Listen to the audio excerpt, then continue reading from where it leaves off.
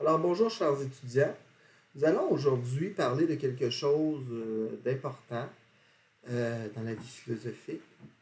On a déjà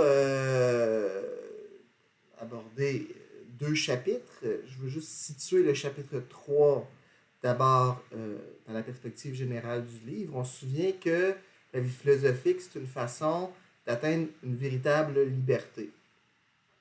Le premier chapitre qui était sur la véracité nous donnait un peu le point de départ pour qui veut s'engager, donc les grandes conditions de la liberté qui sont par exemple le recueillement, le courage et aussi l'amour du beau et du bien et du vrai. Maintenant, la finitude comme telle, euh, on en a parlé dans la conférence, c'est quelque chose qui doit aussi être dépassé. Qu'est-ce que ça veut dire le dépassement de la finitude? On en a déjà parlé, mais là, on va y aller dans le détail. On va regarder ce chapitre-là dans le détail. Donc, si le chapitre 2 présentait la première étape, si on peut dire, dans l'avènement d'une véritable liberté, d'une véritable authenticité, qui était le développement de l'esprit méditatif, le chapitre 3, lui, va amener, on pourrait dire, la deuxième grande condition. Et c'est c'est le dépassement de la finitude qui va permettre de vraiment nous assurer que la sérénité, elle a une assise solide dans l'existence. Donc, on a parlé de la liberté intérieure. C'est un peu l'assise de la liberté intérieure. Okay? Première chose qu'il faut dire à ce propos-là, c'est que la vie, veut pas, c'est quand même difficile. Et si c'est difficile, c'est entre autres choses, là, parce qu'on est des êtres finis. La condition humaine, c'est celle de la finitude.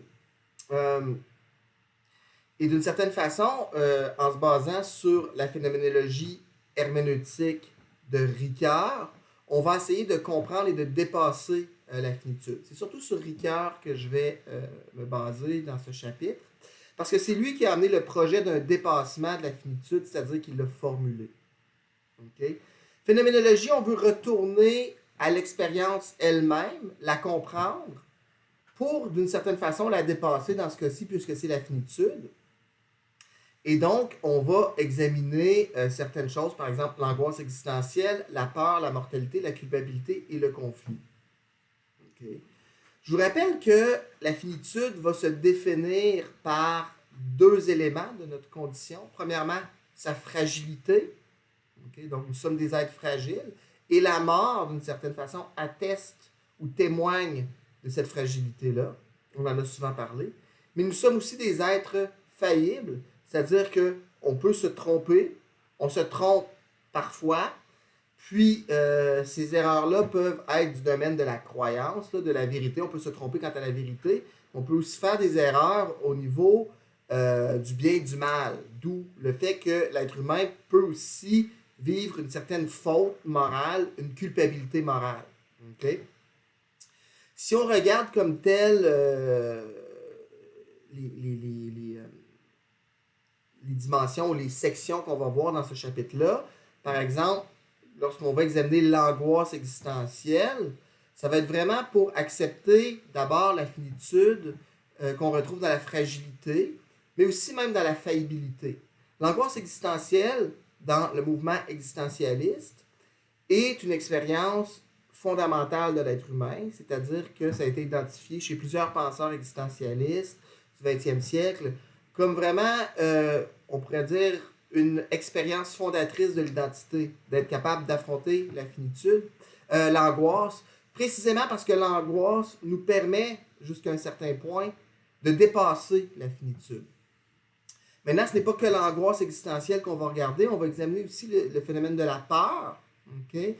Le phénomène de la mortalité, de la culpabilité, où là, c'est plutôt notre faillibilité morale qui va être en question, et du conflit, où c'est-à-dire de l'expérience où les libertés s'entrechoquent, si on peut dire, où là, on va examiner davantage la faillibilité encore, mais au niveau de notre compréhension, parce que souvent, justement, quand on est en conflit, on ne s'entend pas.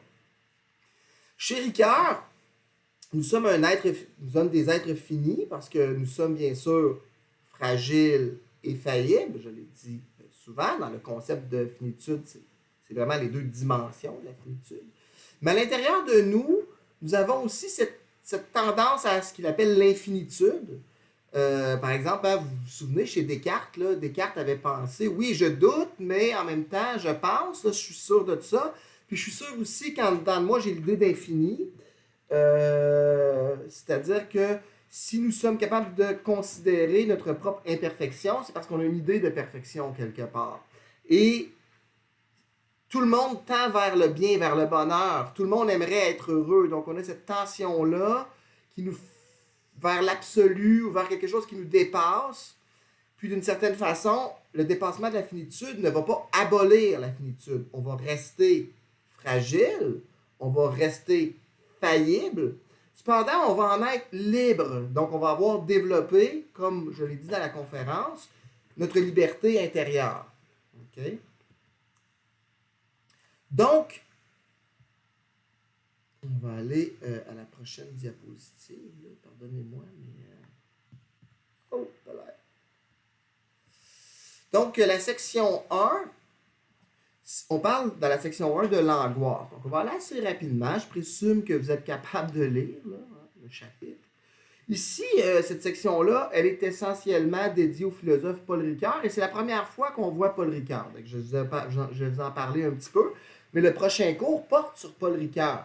OK? Donc, selon Paul Ricoeur, l'être humain, bien sûr, on l'a déjà vu, c'est un être de disproportion. Donc, il a cette finitude à l'intérieur de lui, il est faillible, il est fragile, mais en même temps, il tend vers le bien. OK? Et le passage par l'angoisse existentielle, selon lui, c'est, on pourrait dire, le passage par une souffrance qui est la source d'une libération jusqu'à un certain point. C'est-à-dire que nous sommes des êtres souffrants, les êtres humains, on souffre dans la vie elle a une dimension de souffrance. Et jusqu'à un certain point, ben, l'angoisse, c'est une forme de souffrance. Pourquoi? Parce que c'est le moment ou c'est l'expérience par laquelle on prend conscience de notre faillibilité. OK? Et donc de notre faiblesse jusqu'à un certain point. OK? Maintenant, lorsque on va prendre conscience de cette faillibilité-là, de cette faiblesse-là, pour vraiment l'accepter, il va falloir aller au fond de soi-même. Il ne va pas falloir fuir notre angoisse, mais véritablement l'affronter. Dans la société, parfois, on fuit beaucoup l'angoisse. On va dire de l'anxiété. Les gens font beaucoup d'anxiété. Peut-être parce qu'ils ne veulent pas non plus affronter l'angoisse existentielle. Et qu'une fuite perpétuelle, d'une certaine façon, nous amène peut-être à cette anxiété-là. C'est une hypothèse, hein, une hypothèse. Mais on est dans une société quand même où on n'a jamais vu autant de taux d'anxiété, où par le fait même, l'esprit méditatif n'est pas développé beaucoup chez les personnes, et où souvent on fuit toute forme de souffrance. OK? L'angoisse, elle est l'angoisse de quoi? L'angoisse du non-sens de la vie, d'un certain sens. L'angoisse devant l'absurdité, l'angoisse devant la mort, et ultimement, c'est l'angoisse devant notre propre faiblesse, devant la manifestation ou la constatation que nous sommes des êtres petits, faibles dans cet univers immense. Et d'une certaine façon, affronter l'angoisse, c'est l'occasion de faire la paix avec toute cette négativité-là qui habite souvent l'être humain. Cette colère-là, jusqu'à un certain point, qui habite l'être humain. Mais pour arriver à faire cela, il va falloir approfondir l'angoisse et trouver en soi une source de régénération qui est aussi une source de sens. Okay? Et pour Ricoeur, en approfondissant notre angoisse, tranquillement, on se rapproche de ce qu'il appelle l'affirmation originaire de soi, c'est-à-dire la pulsion de vie qui veut s'exprimer à l'intérieur de nous. On a vu par exemple chez Rousseau, chez d'autres auteurs, que l'âme pouvait être vue de façon très dynamique. Ricoeur voit l'âme humaine de façon très dynamique, dans un dynamisme, dans sa tension vers le bien, un peu comme Platon. Okay? Mais pour que cette tension vers le bien soit découverte, il faut jusqu'à un certain point creuser à l'intérieur de soi, faire le projet, accepter d'affronter notre angoisse et notre finitude. Il y aurait 3 niveaux d'approfondissement. Le premier niveau, il consisterait à accepter ou à réaliser la mort. C'est-à-dire que d'une certaine façon, nous sommes mortels, on en a souvent parlé, nous allons avoir à mourir, mais la mort est simplement le signe de la fragilité comme telle, de la fragilité de notre vie, de la fragilité de notre corps, mais la mort nous rappelle que, aussi puissant qu'on puisse penser être, notre vie est bien courte, et nous allons un jour mourir, et le processus de la vie est une suite de petits deuils, d'une certaine façon, où on est toujours dans le temps. Maintenant, malgré la mort, il faut donner un sens. Et la façon, à un moment donné, de dépasser cette mort-là, c'est d'accepter de faire de sa vie une vie qui a du sens, une vie qui tend vers le bien. C'est la même chose lorsqu'on va réaliser la fragilité de notre psychisme, la fragilité de la santé mentale, par exemple, qui vient du fait que souvent nous sommes des êtres aliénés, divisés intérieurement. Et la façon de dépasser cette aliénation et cette division intérieure, encore une fois, ça va être d'aller jusqu'au fond de soi et de tendre vers l'unité intérieure. Hein? Ce que j'appelle plus loin, comme vous l'avez vu dans la conférence, la justice de l'âme. Et d'une certaine façon, là, l'angoisse, c'est vraiment l'angoisse d'être aliéné devant le possible non-sens de notre vie. Et encore une fois, il faut trouver des sources de sens. On peut dépasser ce type d'angoisse-là lorsqu'on s'engage dans une vie qui précisément a du sens. Et pour Ricard, c'est viser la vie bonne avec et pour autrui dans des institutions justes. Le dernier degré de l'angoisse, ça serait l'angoisse devant le fondement mauvais, c'est-à-dire se demander est-ce que la vie elle-même est mauvaise? Est-ce que l'humanité est mauvaise? Est-ce qu'on est là vraiment uniquement pour souffrir? Est-ce que notre vie est une simple passion inutile dans un monde insignifiant? Et pour Ricard, c'est un niveau d'angoisse ça, qui est à son paroxysme, mais qui devrait nous mener vers l'affirmation originaire. C'est-à-dire, à un moment donné, d'accepter que nous soyons mortels, d'accepter la fragilité de la vie, d'accepter la faillibilité de nos représentations, mais de s'engager quand même pour le bien.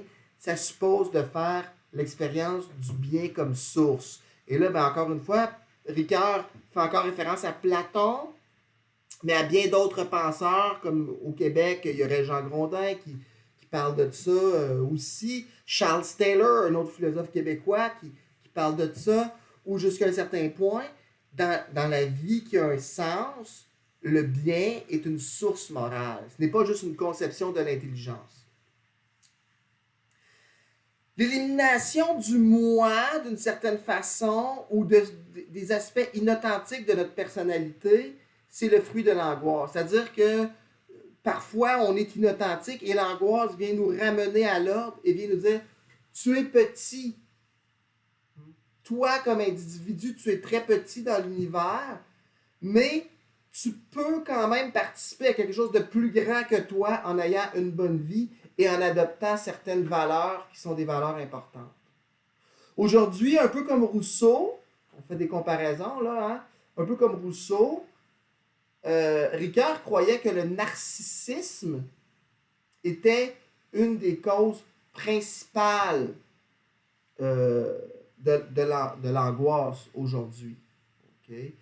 Et il croyait que les êtres humains, ils pensaient beaucoup aujourd'hui dans le monde contemporain à leur image et que cette image-là qu'ils voulaient donner, c'était pas ça qui pouvait donner vraiment un sens à leur vie. Et qu'il fallait donc qu'ils aillent au fond d'eux-mêmes pour trouver qui ils sont vraiment. Et pour ça, il fallait qu'ils affrontent un petit peu le fait que au début, on ne sait pas tout à fait qui on est. Donc, il faut accepter d'affronter cette incertitude-là, donc notre faillibilité, notre incertitude, puis s'interroger sur qui nous sommes, approfondir notre expérience et trouver une spiritualité qui serait vraiment une spiritualité vive. Car en réalité, souvent, on n'a pas une spiritualité vive. dans notre monde actuel, on n'a pas vraiment de spiritualité pour plusieurs. Et Ricard, lui, il cherchait vraiment, on pourrait dire, cette source-là à l'intérieur de la vie. Et cette source-là, il va la trouver à travers la conscience. Et cette conscience-là, elle va nous appeler à viser la vie bonne avec et pour autrui dans les institutions justes et à toujours garder notre dignité. Et c'est ce qu'on va voir au prochain cours parce que le prochain cours va être entièrement dédié à Paul Ricard. Finalement, dernier point que moi j'aborde, c'est que cette régénération-là, cette source-là, elle exige qu'on s'y abandonne jusqu'à un certain point. Là. C'est-à-dire que elle fait partie de ce que les philosophes ont appelé habituellement la grâce. C'est-à-dire que d'une certaine façon, on ne peut pas le provoquer.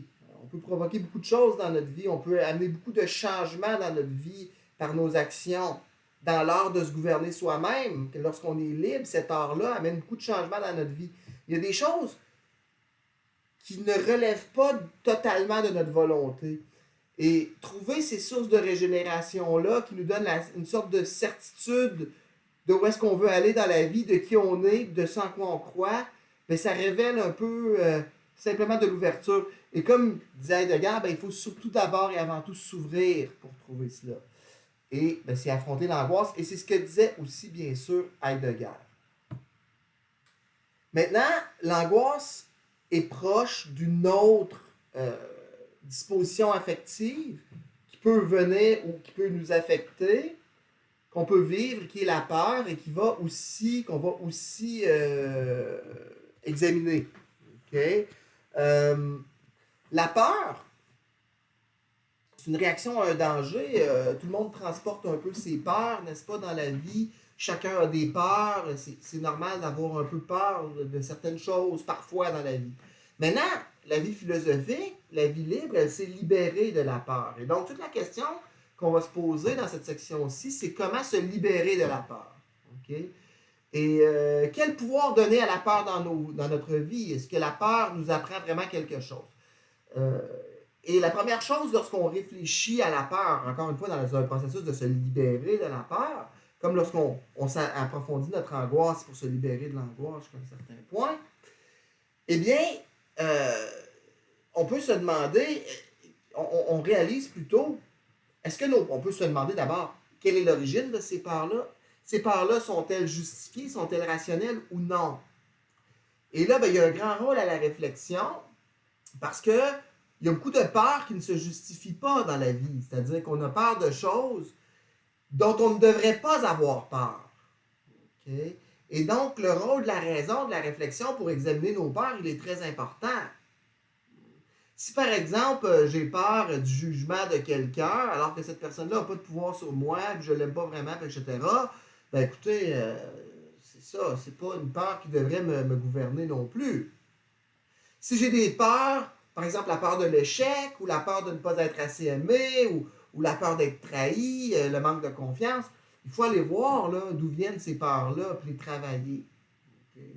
Souvent, et ça c'est Alain, le philosophe Alain, qui a réalisé ça, c'est que c'est pas juste la réflexion. Deuxième chose qui peut nous libérer de la peur, c'est aussi l'action. À un moment donné, si on a peur, par exemple, de s'engager dans une relation amoureuse, puis qu'on ne s'engage jamais dans une relation amoureuse, on a donné à la peur dans notre vie un pouvoir qu'elle ne devrait pas avoir. Donc, la seule façon, à un moment donné, de se libérer de certaines peurs, c'est d'agir. Si on a peur vraiment, par exemple, de s'engager dans une relation amoureuse, ben la meilleure façon de se libérer de cette peur-là, disait Alain, c'est de s'engager effectivement. Puis en le faisant, ben là, on va montrer qu'on n'a pas donné à des peurs qui ne devraient pas avoir de pouvoir sur nous, un pouvoir comme tel. Et donc, on va être vraiment libre de la peur. C'est certain que la peur, par contre, pour se libérer de cette peur-là, ben, ça suppose d'avoir fait la paix avec notre finitude. Et c'est là que ça arrive, qu'on arrive encore à revenir avec Heidegger, avec son concept d'être libre envers la mort qu'on a vu dans la conférence. Et qu'on a vu aussi lorsqu'on a vu Heidegger. Être libre envers la mort, c'est d'avoir fait la paix avec la temporalité, avec le fait qu'on va mourir. Donc, entre autres, avec le fait qu'on va mourir, puis avec le fait avec les deuils qu'on a fait aussi dans le passé. Donc, avec le passé, avec le futur, puis avec ce qu'on vit aujourd'hui. Et donc ça nous libère, selon Heidegger, de beaucoup de peur. Pourquoi? Parce que la liberté envers la mort, ça nous donne une sorte de sérénité qui est le contraire de la peur. Et c'est pour ça qu'Heidegger avait une drôle de thèse. Il disait que, dans le fond, les gens avaient peur dans la vie, surtout parce qu'ils n'avaient pas affronté ce que lui appelle l'angoisse originale, mais qui est en même temps un peu la même chose que ce qu'appelait Ricoeur l'angoisse existentielle. C'est-à-dire, c'est l'angoisse qu'on a devant notre propre finitude.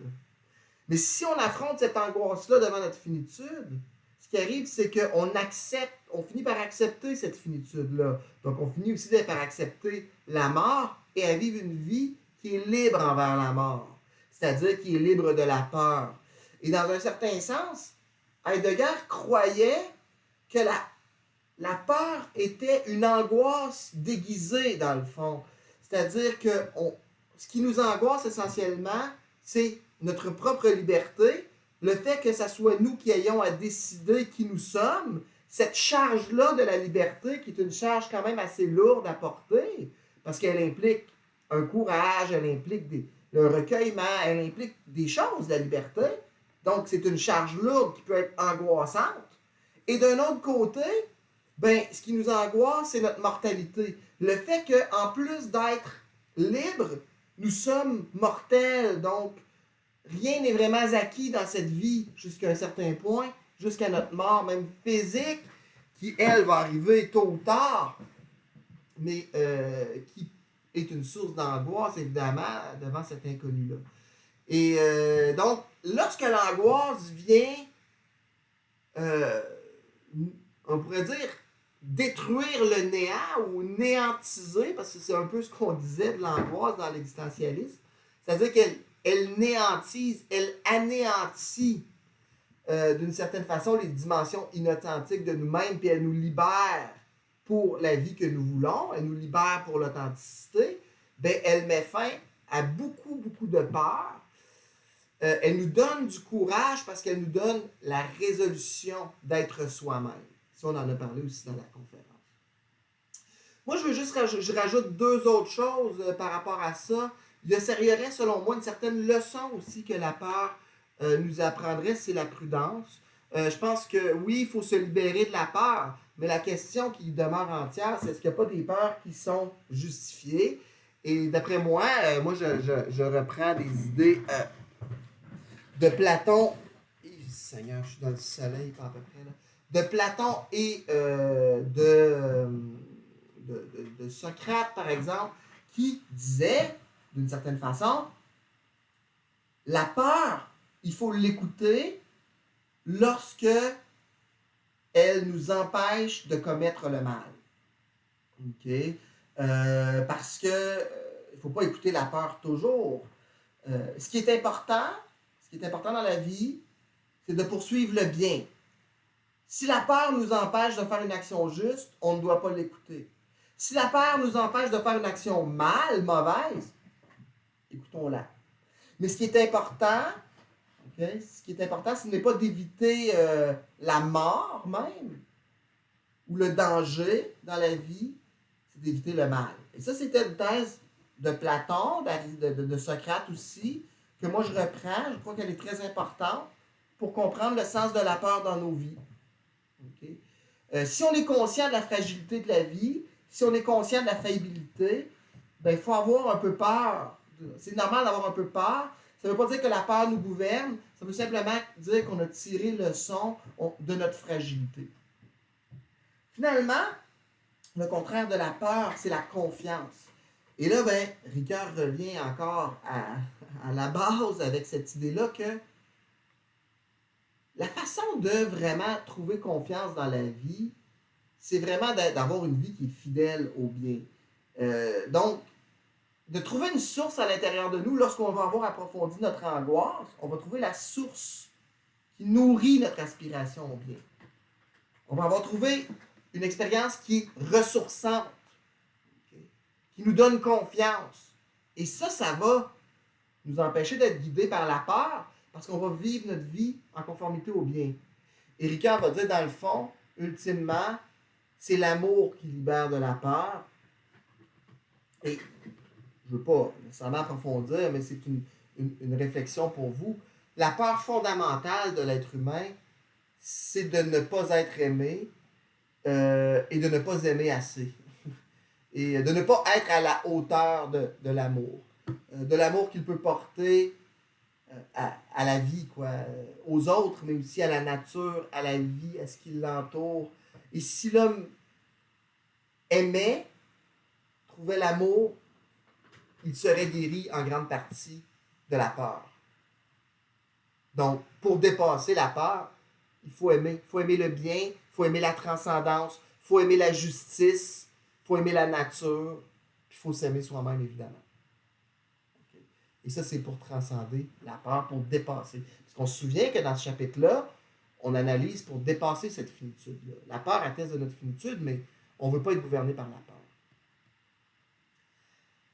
La mort, si on réfléchit à la peur, évidemment, on arrive souvent à la mort. Évidemment, la mort, c'est une grande question philosophique depuis ses origines. La conscience. L'homme a commencé, je crois, à réfléchir et à méditer sur la vie lorsqu'il a vraiment pris conscience de la mort, peut-être et de la naissance, n'est-ce pas? Parce qu'il y a à la fois dans la naissance et...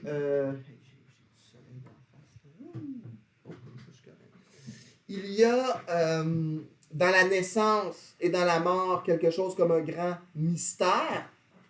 Et évidemment, la mort, c'est ce qui nous révèle véritablement notre finitude de façon éclatante. N'est-ce pas? Nous ne sommes pas des immortels.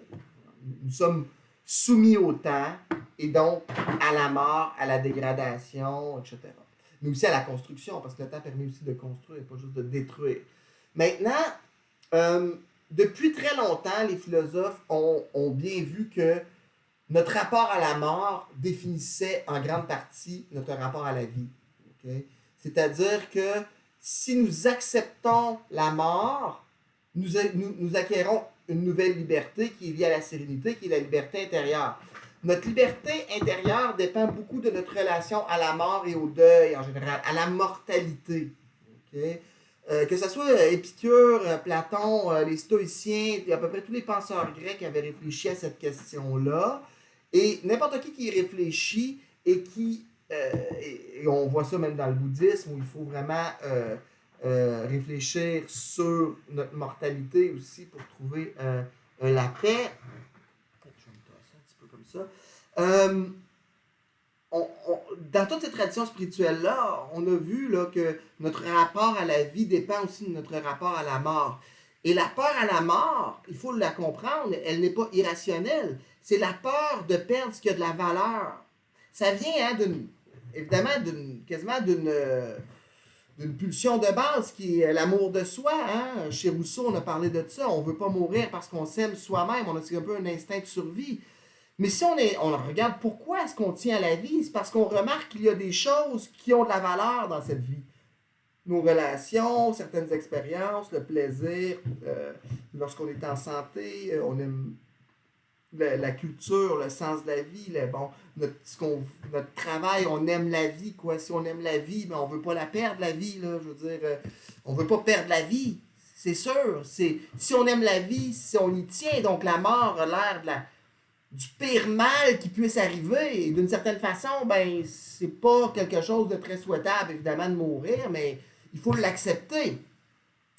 Et d'une certaine façon, redescendre, et là, il y a une comparaison, lorsqu'on affronte notre mortalité, ben, chez Heidegger, ça nous permet vraiment de choisir notre liberté. Et la liberté, chez Heidegger, vous en souvenez, c'est cette disponibilité toujours renouvelé à l'être, d'une certaine façon, qui apparaît dans le temps.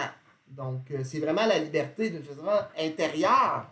Donc, affronter l'angoisse existentielle pour Heidegger, ça nous donne cette liberté-là, l'angoisse originale, puis ça nous donne la résolution d'être soi-même, d'être authentique. OK? Et ça, c'est vivre comme un poète sur terre, quoi. C'est de chercher l'inspiration, de s'ouvrir, de ne pas tomber dans la mentalité qui calcule tout, qui veut dominer tout, mais plutôt accepter le laisser-être, de laisser être l'être, d'être inspiré par lui, de se tenir en méditation et en ouverture devant ce qui se donne à nous. Donc, c'est une vie quand même relativement contemplative que nous propose Heidegger, qui est la vie libre, d'une certaine façon. Et la vie qui n'est pas axée uniquement sur la préoccupation des choses matérielles, sur le divertissement, etc. Et c'est une vie qui est créative aussi, qui vit dans un élan de créativité toujours renouvelé. Et un Heideggerien, c'est ce qu'il fait. Hein? Il renouvelle toujours son ouverture pour renouveler sa créativité, tout le temps son questionnement devant le monde, devant le mystère du monde. Il se met à l'écoute et il se met en ouverture avec les autres et il discute et il interroge. C'est une vie très philosophique. C'est ça la liberté. Maintenant, chez Jasper, chez Ricard, chez Nabert, chez moi, chez beaucoup de gens qui ont. Et je pourrais en mettre d'autres, là, c'est juste que c'est ceux que là, je cite dans le livre, mais chez presque tous les disciples d'Heidegger, là, parce que Heidegger a eu ses disciples, en tout cas des grands penseurs qui ont été largement inspirés de lui, comme moi, par exemple. Bon, je ne dis pas que j'étais un grand penseur, c'est pas ça que j'essaie de dire, mais qui ont été inspirés par lui comme moi. Mettons, Paul Ricoeur, un des plus grands penseurs du 20e siècle, il était inspiré beaucoup par Heidegger. Et pour lui, affronter la mort, c'est vraiment ça nous aide à être résolus, à faire le bien. Puis ça donne un certain crédit aussi à notre espoir d'immortalité, dans la mesure où l'objectif, un peu pour Paul Ricoeur, c'est de tendre vers cette immortalité-là sur Terre. Comme disait Aristote, essayer de s'immortaliser dans la vie. D'une certaine façon, c'est de choisir le bien, viser la vie bonne avec et pour autrui dans des institutions justes. Ça va, d'une certaine façon, nous réconcilier avec la mort. Parce qu'on va dire, si je suis heureux, si j'atteins la mémoire heureuse, qui est un peu la liberté envers la mort de Heidegger, là, la mémoire heureuse, si ma vie est fidèle aux valeurs que je veux incarner, si j'atteins une véritable liberté, ma vie va avoir eu du sens, je vais avoir été heureux, puis avoir été une bonne vie, malgré la mort. Okay? Mais la mort est toujours quelque chose de difficile à accepter quand même dans ce sens-là, parce qu'on aime la vie, on aime le bien. Mais on peut espérer à une sorte d'immortalité. Okay?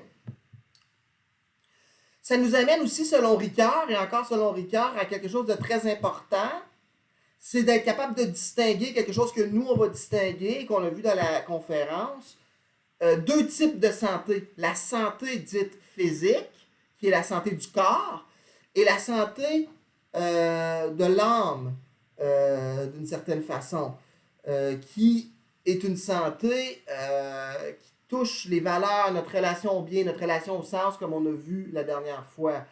Et de trouver cette espérance-là d'une éternité ici, dans la durée, dans le temps, d'une vie bonne, d'un bonheur, de relations vraies, de la vérité, de la justice dans notre propre vie. Et donc, d'une certaine façon, le mal qui peut affecter le corps, la maladie, est différent du mal qui peut affecter l'âme, qui est l'injustice. Et ça, c'est Platon qui le dit en premier, hein, c'est l'injustice, le mal de l'âme. Ricoeur reprend cette thèse-là, que le mal de l'âme, c'est l'injustice, et moi aussi, je la reprends. Donc, il y a une filiation aussi entre trois auteurs. Maintenant, la mort, c'est de la faillibilité, et comme toute prise de conscience de la faillibilité, ça nous amène à une prudence aussi morale, c'est-à-dire, d'une certaine façon, ça nous amène à la prudence de dire je sais pas qu'est-ce qu'il y a après la mort, je sais pas, mais je vais choisir le bien. C'est pas irrationnel de croire qu'il va y avoir quelque chose après la mort, et donc aussi bien choisir le bien pour avoir une bonne vie sur Terre, mais c'est pas certain, c'est pas absolument certain, on ne le sait pas qu'est-ce qu'il y a après la mort, personne ne le sait. Hein? Personne. Épicure croyait le savoir, il ne le savait pas. Personne ne sait ce qu'il y a après la mort. Donc, ça, c'est le mystère. Ce qu'on sait, c'est que ce qui nous libère dans cette vie, c'est de poursuivre la justice. Et donc, on peut espérer légitimement, les êtres humains, rationnellement, que notre mort ne détruira pas totalement notre être. On peut l'espérer. On ne peut pas la savoir. Parce que c'est aussi une des choses qu'on va savoir quand on va le vivre. Si on le vit. OK? Évidemment, il y a un choix ici pour le bien qui est quelque chose d'important. Maintenant, la mort nous a mis devant notre fragilité physique.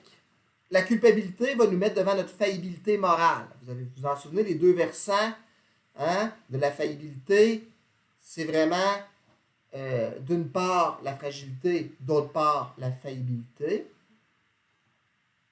La faillibilité, c'est que l'être humain, premièrement, il se trompe. La possibilité pour nous, et même une possibilité qui s'actualise souvent, c'est bon, la possibilité du mal et de l'aliénation. C'est-à-dire du mal, puis de l'erreur aussi. Mais d'une certaine façon, la culpabilité nous met vraiment devant le fait que l'être humain, il peut faire des fautes morales. Okay? Pas juste des erreurs intellectuelles, mais des fautes morales. Il peut se rendre coupable de certaines actions. Il peut commettre le mal et qu'il y a du mal dans l'histoire de l'humanité. Là. Mais nous, on peut se rendre coupable du mal aussi. Ce qui nous invite, ce qui est une invitation, lorsqu'on réalise ça, à la réflexion, réfléchir avant d'agir. Parce qu'on peut faire le mal, et le mal va entraîner une culpabilité, soit sur le plan légal, aller en prison, tout ça, mais va aussi entacher le rapport avec notre propre conscience morale, dont on a parlé. Donc, l'enjeu de la culpabilité, c'est d'être en unité avec soi-même, donc en unité avec notre propre conscience morale. Et ça, c'est la liberté. C'est de trouver un sens moral. Okay? Évidemment, la culpabilité fait référence au fait que parfois nous faisons des erreurs, nous faisons des fautes, nous faisons des choses qui sont, disons, fort discutables moralement. Et donc, on peut se sentir soit honteux ou coupable devant nous-mêmes. Ça met en jeu le fait qu'on n'a pas été nécessairement fidèle à des valeurs qu'on voudrait incarner ou à des valeurs qui sont obligatoires. Comme si on vole et on se fait prendre, ben, on est coupable de quelque chose, puis c'est quelque chose comme une honte ou une culpabilité là, qui apparaît. Mais sans voler, on peut se sentir coupable parce qu'on n'a pas étudié un examen et qu'on a échoué, ou parce qu'on s'est emporté puis on s'est pas bien comporté, ou parce qu'on était... Moi, je sais que dans ma vie, ça m'est arrivé assez souvent d'être assez cinglant, c'est-à-dire baveux. Là. Moi, j'ai été souvent baveux dans ma vie et j'ai besoin de faire attention pour ne pas l'être trop. Mais ça m'est arrivé des fois de dire, ouais, là... j'ai été un peu trop baveux, mettons, je me sens un peu coupable par rapport à ça. Mais ça nous met devant ce qu'on appelle l'idéal du moi, c'est-à-dire qui est-ce qu'on veut incarner comme personne et qui est-ce qu'on est réellement. Et l'idéal qu'on a de nous-mêmes, on ne l'atteint jamais vraiment dans la vie, n'est-ce pas? Là? Bon, des fois, on est imparfait, quoi. Il y a toujours une distance là, entre l'idéal et le réel qu'on aimerait combler. On aimerait ça être le meilleur enseignant. Même moi, mettons, j'aimerais être le meilleur enseignant possible, le meilleur père, le meilleur philosophe, faire jamais d'erreur, être toujours parfait, être toujours dans la justice. Franchement, c'est impossible. Bon, OK? Ça se peut pas. On est imparfait. On est fini, on est dans la finitude. Hein? Et puis, on ne peut pas incarner toujours parfaitement l'idéal de nous-mêmes. Donc, il faut être un peu indulgent avec nous-mêmes par rapport à ça. Mais ça ne veut pas dire d'être complaisant et de ne pas tendre vers cet idéal-là avec courage. Et cette distance-là entre le moi idéal et le moi réel, elle se creuse toujours dans la vie. Et donc, d'une certaine façon, c'est ce que disait Nabert, là, c'est qu'il faut toujours prendre garde qu'il n'y ait pas quelque chose comme un écart entre notre moi réel et notre moi idéal qui se creuse. Et c'est ce que dit aussi Ricoeur, c'est-à-dire qu'il faut toujours prendre soin d'être fidèle à ce qu'on veut incarner. Et c'est ça, être libre. C'est comprendre le monde puis être fidèle aux valeurs qu'on veut incarner. Et donc, d'une certaine façon, si on le fait pas, ben notre conscience morale, elle nous rappelle à l'ordre d'une certaine façon. Et si on l'écoute, dans le silence, on se rend compte que ça nous rappelle la liberté et le bien qu'on devrait normalement incarner. OK? Et donc, d'une certaine façon, la culpabilité, elle nous amène à quelque chose. Elle nous amène à définir notre idéal moral. OK? C'est sûr que la manipulation, il faut faire attention, se ferait souvent un chemin par la culpabilité. Il y a des gens qui vont essayer de vous culpabiliser dans la vie, et il y a des gens qui se sentent coupables pour rien. Il y a beaucoup d'illusions là-dedans, puis je veux dire, la culpabilité peut nous amener à perdre beaucoup de notre liberté. Ben, il faudrait qu'on réussisse à se libérer de cette culpabilité-là. Comment on peut faire ça? Okay.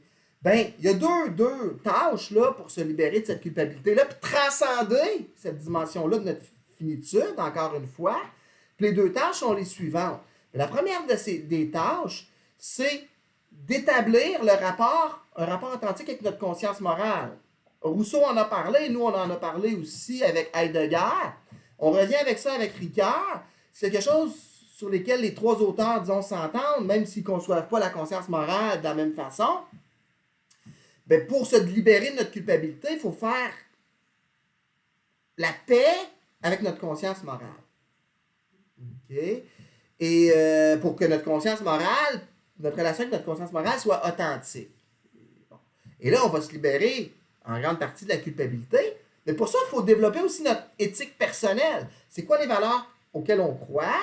C'est quoi les idéaux qu'on veut incarner? C'est quoi la personne qu'on veut être? Puis c'est normal que si on a cette conception-là assez claire et qu'on n'y répond pas, ça veut dire qu'on n'incarne pas ces valeurs-là, c'est normal là, qu'on se sente coupable. Et il faut écouter cette culpabilité-là qui nous rappelle à l'ordre, qui nous remet sur le chemin, au fond, d'une vie bonne. Et Ricard, il va dire, visez la vie bonne, je le dis souvent, mais visez la vie bonne avec et pour autrui dans des institutions justes.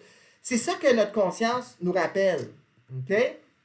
Pour s'en libérer, Heidegger peut nous aider d'une certaine façon à établir un rapport authentique avec notre conscience morale.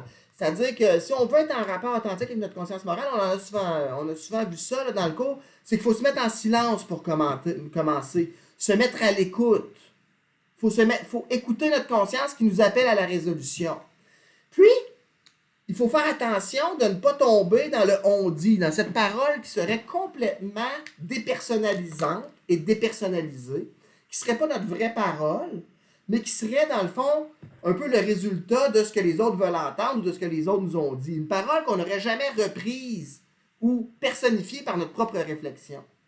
Fait que notre conscience morale, elle nous appelle à être authentique. Et beaucoup plus qu'à être dans une visée éthique. À être soi-même, c'est-à-dire à définir notre parole, à l'affirmer, puis à être libre comme tel. Et Heidegger va dire, il ne faut pas culpabiliser les autres, sauf si c'est pour les ramener à leur propre liberté. Donc, c'est assez intéressant. Si on veut éduquer les gens, il faut les ramener à leur propre liberté. Il ne faut pas leur faire la morale, quoi. Okay? Il y a quand même un versant éthique à la culpabilité que Heidegger n'a pas du tout abordé et qui est pourtant essentiel. Et c'est là que Ricard il vient compléter, voici une complémentarité là, entre Ricard et Heidegger sur la culpabilité, où Ricard va dire, il faut clarifier ce que l'on croit. C'est ça, viser la vie bonne, viser la vie bonne avec et pour autrui dans des institutions justes.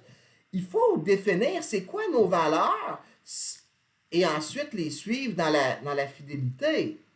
N'est-ce pas? Parce que si on ne fait pas ça, si on ne clarifie pas l'idéal du moi, ça se peut que là, on soit pris dans notre propre inconscience, hein, dans notre propre irresponsabilité qui est, dans le fond, un peu inconsciente. Okay? D'où l'importance, d'une certaine façon, de faire une réflexion sur notre propre comportement, d'avoir un regard réfléchi sur ce que l'on dit, sur ce que l'on fait. Et ça va supposer, par exemple, la capacité de reconnaître ses erreurs, ses fautes, ses imperfections, et d'essayer de les corriger le plus possible. Quelqu'un qui dit, moi, je suis colérique, puis je fais chier le monde, je suis le même, puis être authentique, c'est être soi-même, fait que je vais continuer à être colérique, puis faire chier le monde. Mais ça, c'est pas une très bonne attitude. C'est-à-dire que si tu te rends compte que tu as des mauvaises attitudes dans la vie, si tu te rends compte que tu n'es pas une personne, disons, aimable, là, qui incarne des valeurs, qui fait en sorte qu'il est aimable, ben écoute, c'est bon de se corriger. Là, hein? Donc, c'est le rapport réflexif à soi, il nous mène à ça aussi. Il nous mène à réaliser que parfois on est superficiel, que parfois on est complètement même inconscient de ce qu'on est et de ce qu'on fait, mais il peut nous aider aussi, ce rapport réflexif à soi, à se corriger puis à s'améliorer. Okay? Et ça va supposer d'accepter, disons, d'être indulgent, c'est-à-dire que pour se libérer de la culpabilité, il faut être indulgent avec autrui, il faut être indulgent face à soi. On est des êtres imparfaits, vous allez en faire des erreurs dans la vie, vous allez vous tromper, c'est normal, là, bon. Maintenant, si on est capable, bon, de se pardonner à soi-même, nos erreurs, puis si on est capable de pardonner à autrui, puis si on fait une erreur, si on est capable de l'avouer, de reconnaître, de l'avouer, puis de changer, de corriger les choses, ben c'est extraordinaire. On va progresser. Puis c'est comme ça qu'on se libère de la culpabilité, donc qu'on transcende, qu'on dépasse notre finitude, qui est celle de la faillibilité morale. Okay? C'est à travers le dépassement de la culpabilité. En établissant un rapport juste avec notre conscience morale, première des choses, première tâche. Deuxième tâche, ben, en définissant vraiment nos valeurs, ce qu'on veut, c'est le sens qu'on veut donner à notre vie, qui on veut être, notre idéal du moi, puis en étant fidèle à ça. Et ça, c'est la voie du bonheur et de l'estime de soi. Parce que si on a fait la paix avec notre conscience morale, si on a un sens éthique bien défini, des valeurs bien définies, on sait ce que l'on veut dans la vie, puis on peut tendre vers le bien, puis on peut faire une sacrée belle vie, là, une vie heureuse. Il hein, faut le faire, mais si on peut vivre une très belle vie en agissant comme ça. S'estimer. On voit notre vie, on dit oui, je suis content, j'ai fait ça. C'est ça qu'il fallait que je fasse, je l'ai fait. Parfait. J'ai pas tombé dans le mal, dans la déchéance, dans la dépendance, dans l'agression, dans le crime. Hein? Bon.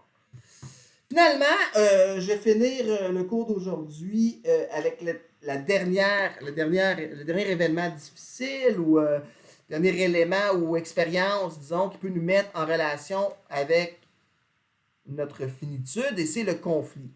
Évidemment, dans la vie, on peut entrer en conflit, n'est-ce pas, avec certaines personnes. On entre en conflit. Si on est libre, c'est sûr qu'on va vivre des conflits dans la vie. Les gens qui n'y a jamais de conflit, c'est suspect, là. OK? Il y a des conflits parce qu'il y a des désaccords de perspective. Et si on est avec des gens qui sont libres, ben ça se peut qu'il y ait un conflit des libertés, là, je veux dire, une opposition des libertés. Surtout que souvent, l'action, elle est collective. Je veux dire, avoir une famille, comment on élève les enfants, mettons, dans les couples. Je veux dire, il y a des conflits parfois, là, okay? Et c'est parce que les deux veulent être libres, puis jusqu'où tu peux rentrer dans ma liberté, jusqu'où moi je peux aller dans la tienne, etc. Puis est-ce qu'on s'entend, le partage de l'argent, tout. Dans les sociétés, il y a des conflits. Les conflits, bien souvent, quand on entre dans un conflit, on est pris dans notre propre perspective. Hein? On voit les choses de notre propre manière, puis on ne la voit pas de la façon de l'autre. Le conflit, il nous apprend notre faillibilité intellectuelle. C'est-à-dire qu'il nous apprend à voir que notre perspective des choses n'est pas la seule qui, possiblement, est valable.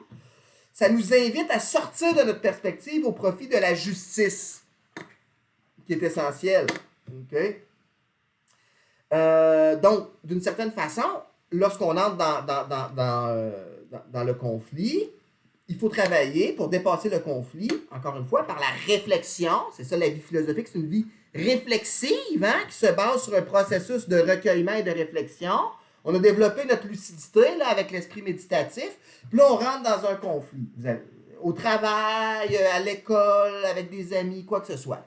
Mais premièrement, il faut s'écouter. Donc, il faut rétablir les ponts de communication. Et souvent, il faut se mettre en silence. Je vous ai souvent parlé que le silence, ça nous amenait à mieux communiquer parce qu'on était disponible non seulement à soi, mais à autrui. Eh bien là, on peut se mettre en silence pour écouter le point de vue de l'autre et dans la sérénité si possible. Évidemment, Alain, qui revient un peu à la charge, là, on en a parlé de Alain là, durant la conférence, là, à savoir que lui, il s'intéresse beaucoup à comment les passions peuvent nous brouiller notre esprit, d'une certaine façon. L'importance de domestiquer nos passions, de comprendre nos passions, de développer notre pensée lucide. Ben, dans l'esprit méditatif, on développe notre esprit lucide, entre autres parce qu'on en a besoin dans le conflit, parce que si on rentre dans un conflit sans lucidité, ben notre esprit va être vraiment brouillé par la passion, par la colère, par notre sentiment, notre illusion d'évidence, et on va probablement être aveuglé par nos propres passions. Donc, si on a développé notre lucidité, si on a réussi à développer notre conscience de ce qui se passe à l'intérieur de nous, des mécanismes, de l'enchaînement des réactions en nous, bien lorsqu'on va être dans un conflit, on va être plus serein, puis on va être capable de passer à travers le conflit sans que ça vienne complètement ruiner notre, disons, bonheur, ou notre paix intérieure, notre liberté intérieure. Bien sûr, pour ça, dans notre rapport à soi-même, ça prend aussi une certaine probité. C'est-à-dire, il faut être honnête lorsque on est dans un conflit. Et c'est comme l'exercice, là, le conflit, c'est l'occasion de choisir la justice plutôt que nos propres intérêts. Hein? Et il faut déjouer nos passions, il faut déjouer notre sentiment d'évidence, parce qu'on a souvent un sentiment qu'on a raison, qu'on est les seuls qui avons raison. Il ne faut pas être enfermé dans notre perspective, puis essayer de trouver ce qui nous permet d'arriver, ça peut être un désaccord qui est insoluble, là, mais qui nous permet de dépasser le conflit, de dépasser notre finitude, en dépassant notre propre perspective, puis en trouvant une solution qui est relativement juste au conflit. C'est donc la justice et le bien, encore une fois, qui nous permet de dépasser notre finitude. Et Heidegger n'a pas parlé du conflit, entre autres parce que ce n'est pas le bien, lui. Les conflits, évidemment, il n'y a pas juste le rapport à soi, il y a le rapport à l'autre qui est important dans le conflit. Il faut avoir une certaine écoute, un respect. Si on ne respecte pas les gens, puis on ne les écoute pas, on ne va pas jamais respecter l'autre. Donc, on a vu, lorsqu'on a parlé de la liberté, que la vie philosophique, elle commençait par l'acceptation de notre propre liberté et celle d'autrui. Bon, dans un conflit, il faut réaliser que l'autre aussi a sa liberté d'expression, puis il a sa liberté de croyance. Puis il peut croire autre chose que nous. OK? Mais il faut reconnaître dans tout ça aussi le bien, la justice, la vérité, là. Hein? Et parfois, le conflit va impliquer une indulgence, un pardon, là, s'il y a eu une faute commise, n'est-ce pas? Que ce soit par soi ou par autrui. Mettons, je sais pas, moi, vous faites une infidélité par rapport à votre conjoint, votre conjointe, puis votre conjoint, votre conjointe l'apprend. Ça se peut que ça fasse un petit conflit, puis ça va être difficile de régler le conflit si vous vous excusez pas, si vous ne demandez pas pardon, si la personne ne vous pardonne pas, puis si vous-même vous ne pardonnez pas, puis vous vous engagez pas pour faire la même chose. N'est-ce pas? Donc, des fois, là, il y a des choses à faire, là, comme dans la culpabilité, parce que les conflits, des fois, impliquent aussi la culpabilité de l'un. Hein? Bon. Ce qui fait que des fois, on ne peut pas s'entendre dans le conflit. Bon. Si on ne peut pas s'entendre, là, il y a plusieurs choses qui peuvent arriver. Il peut y avoir une acceptation, une rupture, et des fois, dans la société, il y a un pouvoir de contrainte, là. Je veux dire, vous essayez de vous entendre lors d'une séparation, par exemple, lorsque vous allez être en couple, là, vous séparez de la personne avec qui vous étiez, vous avez des enfants, vous avez une maison. Si vous n'entendez pas, vous allez devant un tribunal, là.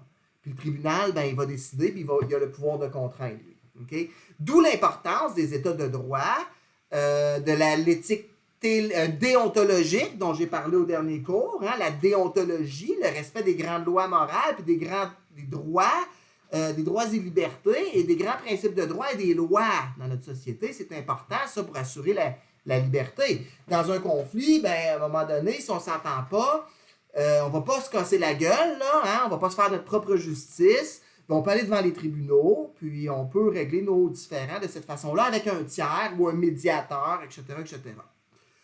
Et finalement, c'est très important de préserver la dignité des personnes lors du conflit, parce que ça arrive souvent et ça laisse des grandes traces. Et donc, le conflit, c'est vraiment, on pourrait dire, un défi pour la justice. Ça met à l'épreuve notre sens de la justice. Et c'est ce sens de la justice-là qui va être mis à l'épreuve dans le rapport à soi-même et au monde, dans l'art de se gouverner soi-même, donc dans l'exercice de la liberté. Et c'est ça qu'on va voir au chapitre 4, où on va voir la politique de l'art. Okay. Sur ça, je vous remercie. Évidemment, ça termine le cours. C'est ce que vous aviez à faire. Visionnez cette vidéo-là. C'est votre travail à faire en classe. Si vous voulez faire vos lectures, la lecture de votre 4e chapitre cette semaine, je vais vous envoyer des questions un peu plus tard. Là. Je sais que c'est plus dernière minute, mais si vous pouvez le faire, vous allez finir vos lectures obligatoires. Ça serait important de lire au moins les 2 premières sections du chapitre 4. Donc, la section La politique de l'âme, qui présente le chapitre, et la section L'aliénation et l'authenticité.